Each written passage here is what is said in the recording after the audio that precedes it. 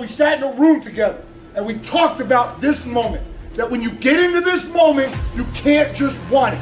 You've got to pay a price to earn it. You've got to pay a price to get on this stage. When you walk down the tunnel, think about everything you've done to prepare for this moment.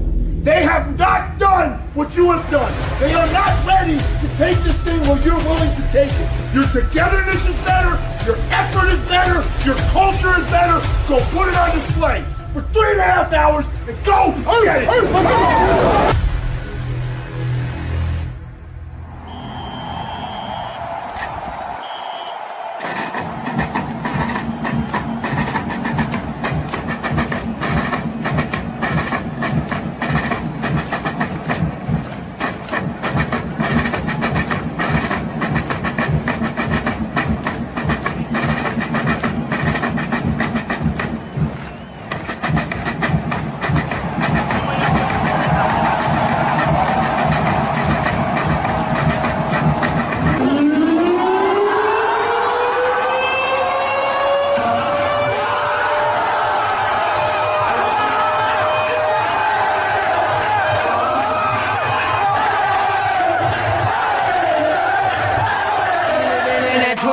Century, doing something mean to it. Do it better than anybody you ever seen do it. Scream from the haters, got a nice ring to it. I guess every superhero need his theme music. No one man should have all that power. The clock's ticking, I just count the hours. Stop tripping, I'm tripping off the power.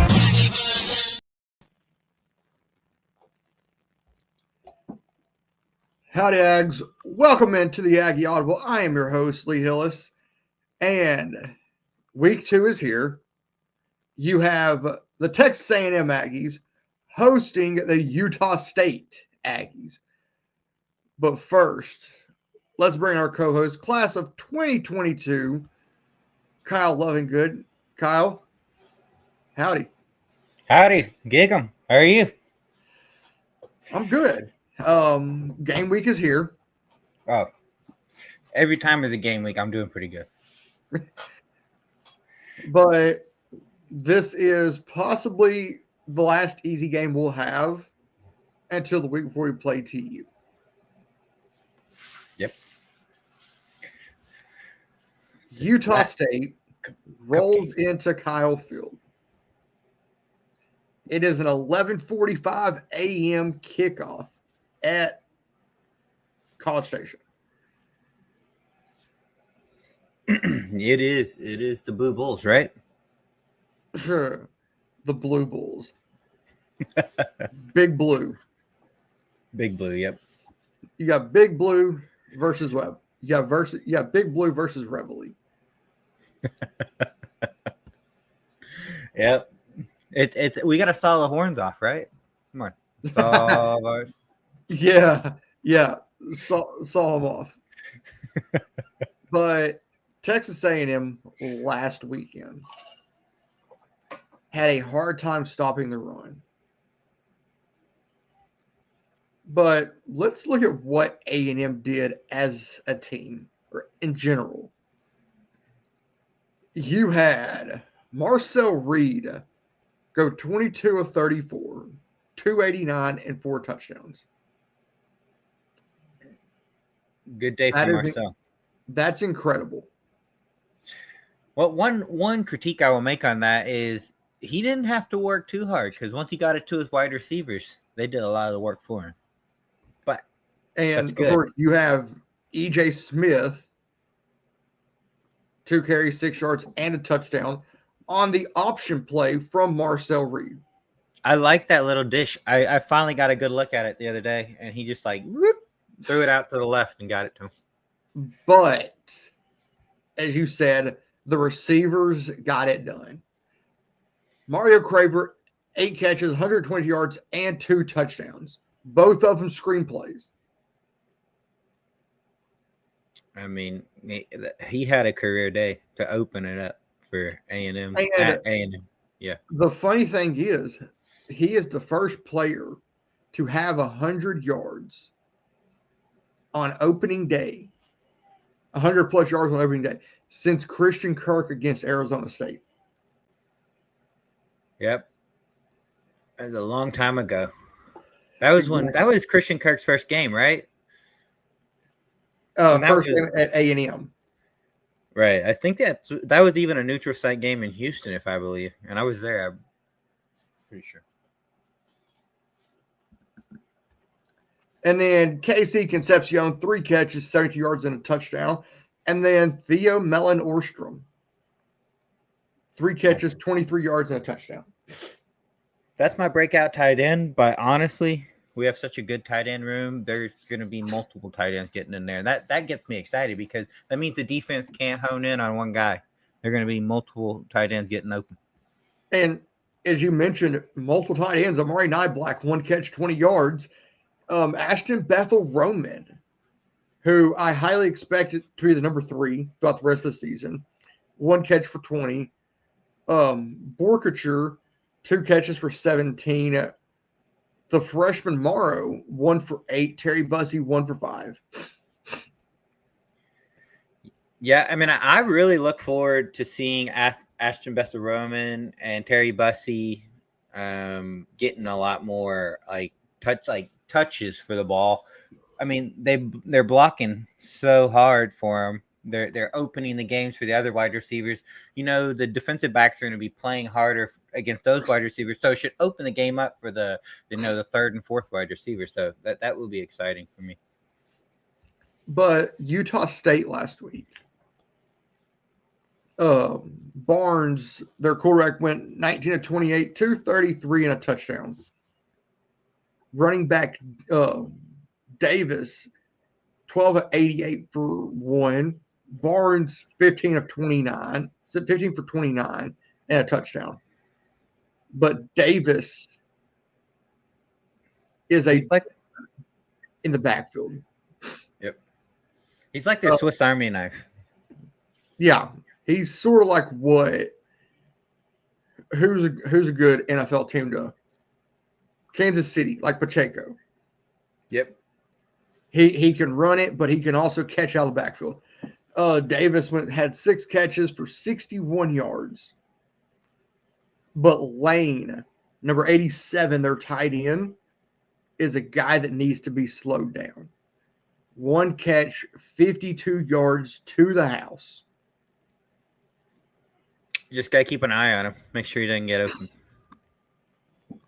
open. Garcia, 3 for 51. Pagan, 5 for 38. Boyd, 3 for 31. So they have players that can catch. They have players that can get the yards after catch. Right. But what makes me excited here is that if we look at A&M and secondary, they did a good job last week. They didn't have any busts. The secondary was looking pretty solid. I mean, we saw Marcus Ratcliffe. Marcus Des Ratcliffe. Riggs.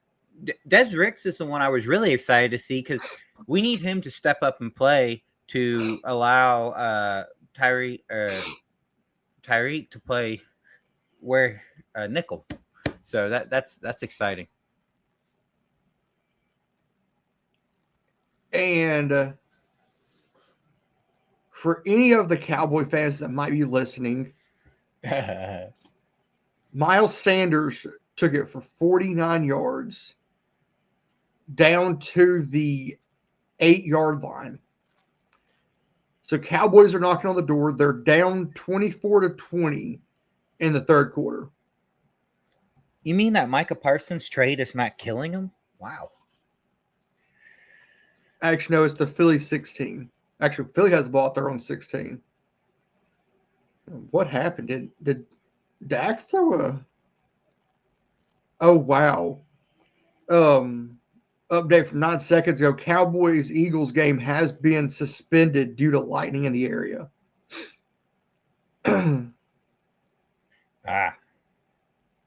So if you're a Cowboys fan, you get to stay up late for a possible watch your players and team lose, right? Miles Sanders fumbled and the Eagles recovered at the 11-yard line.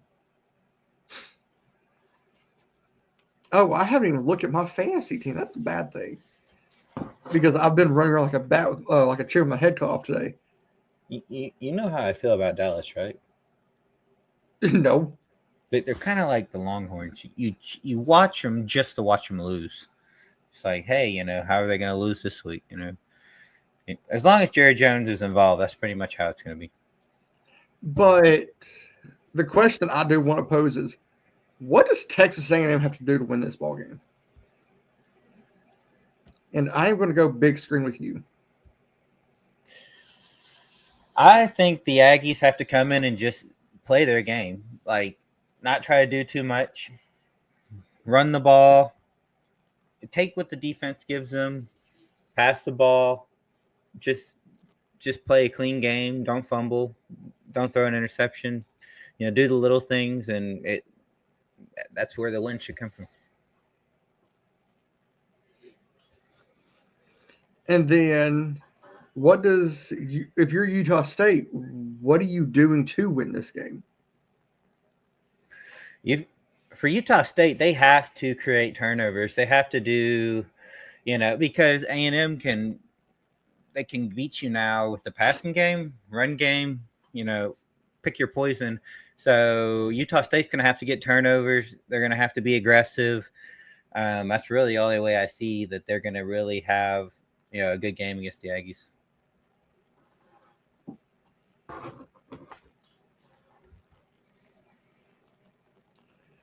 Well, when I say Aggies, you know which one I'm talking about, right? Yeah. Our Aggies. The true Aggies, not the imposters. But you sent me this video, and it's the uniform reveal for this weekend. Another very classic look. Modeled this time by cornerback number 2, Des Riggs.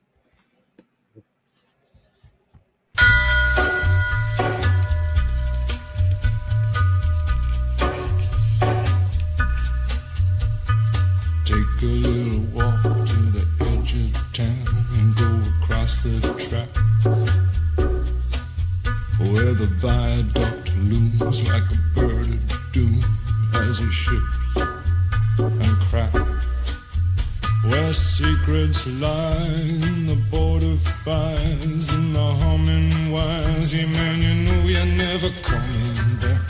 Across the square, across the bridge, past the mills, past the stacks. On a gathering storm comes a tall, handsome man in a dusty black coat with a red right hand.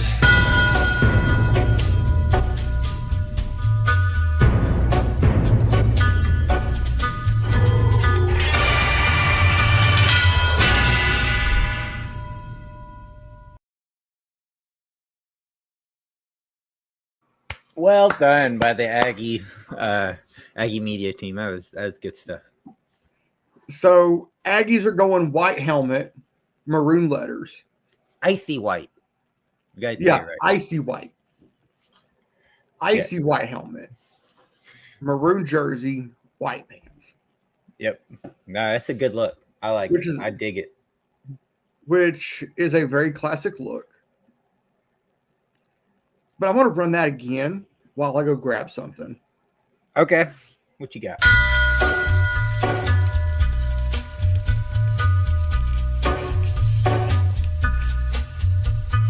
Take a little walk to the edge of town and go across the track where the viaduct looms like a bird of doom as it ships and cracks. Where secrets lie in the border fires and the humming wires. Yeah, man, you know you're never coming back. Across the square, across the bridge, past the mills, past the stacks. On a gathering storm comes a tall, handsome man in a dusty black coat with a red right hand.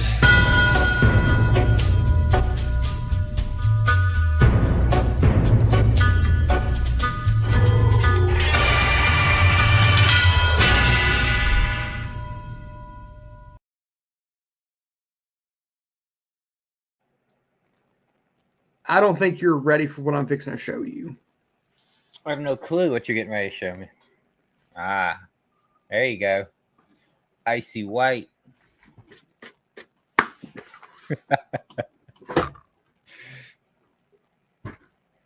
And that's my good luck charm.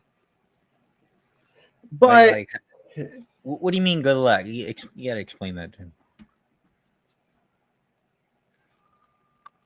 A&M's only lost one game. When you've been wearing it? It won't fit on my fat head. But they've only lost one game since I've had it. Okay. Oh, man. And they've yet to lose a game when I'm wearing this. Okay. So y'all, you know, the committee was a little asinine with the rankings this week. Everybody went up and down. Yep, I agree. So here's the actual top 25. I'm going to go row by row, 1 through 5. Ohio State, Penn State, LSU, Georgia, Miami. 6 through 10, Oregon, Texas, Clemson, Notre Dame, and South Carolina. How the mighty have fallen. Texas is now at number 7.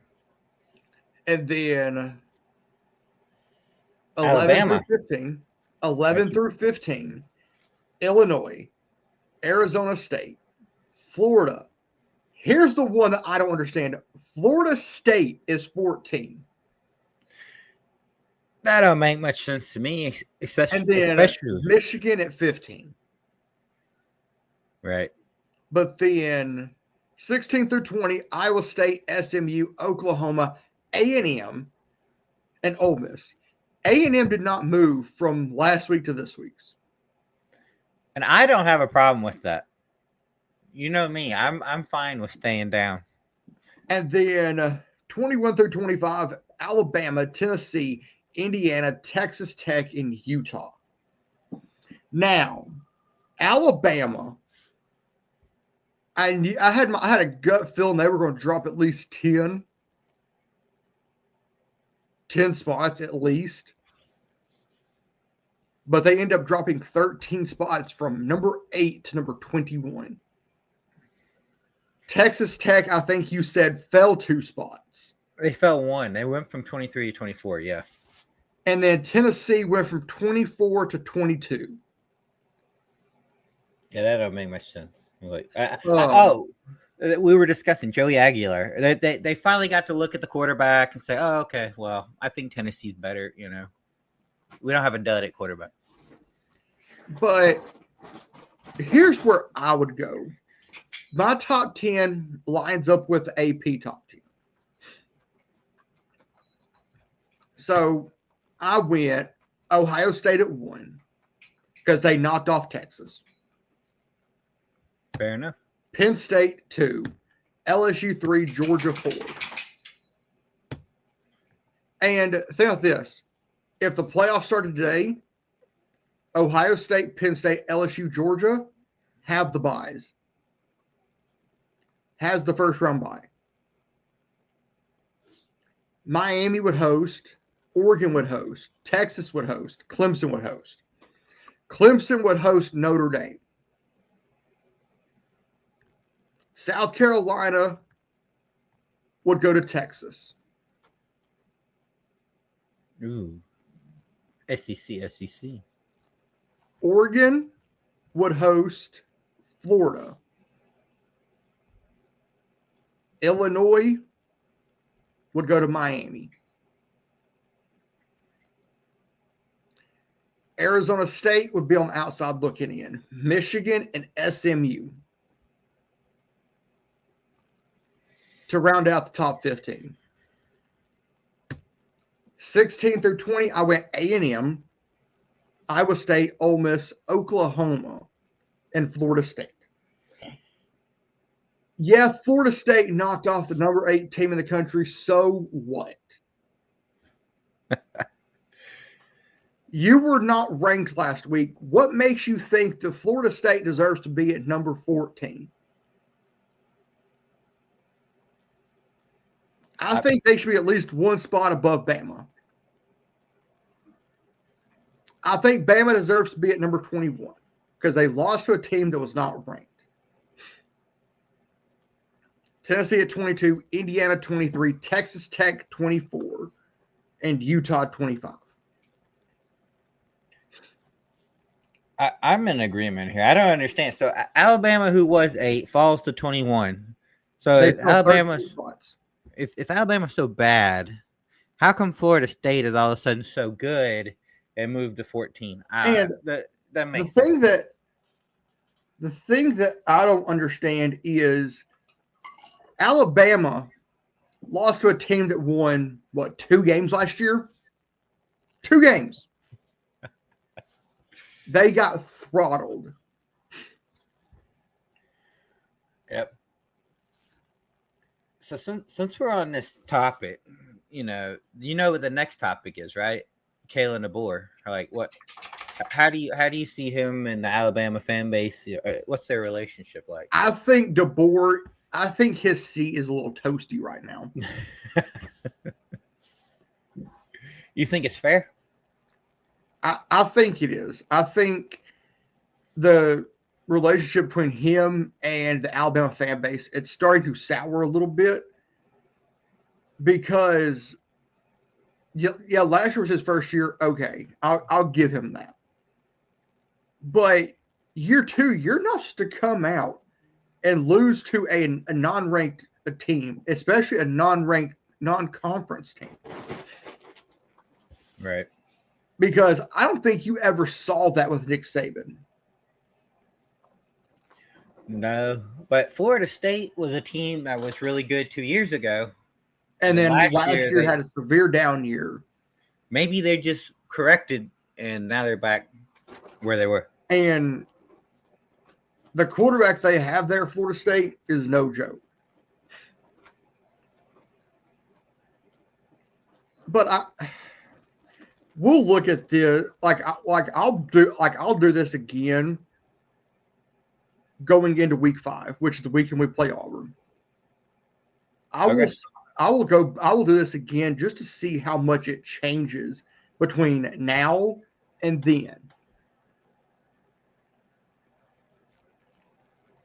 So it's going to change a lot. You're getting 5 weeks in. You're gonna see a lot of 5-6 weeks in. You'll really start that the high level competition will start to separate itself. Right.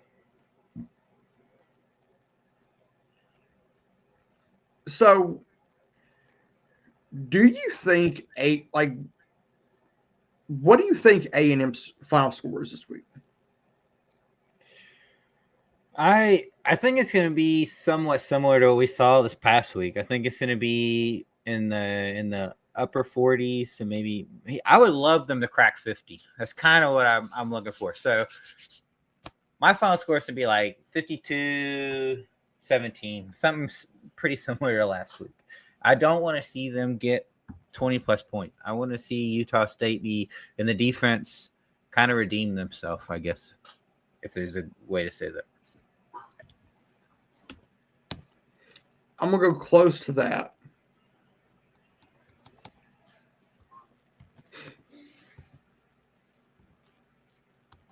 Hang on.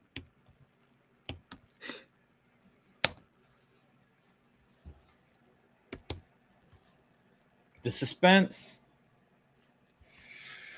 Ooh.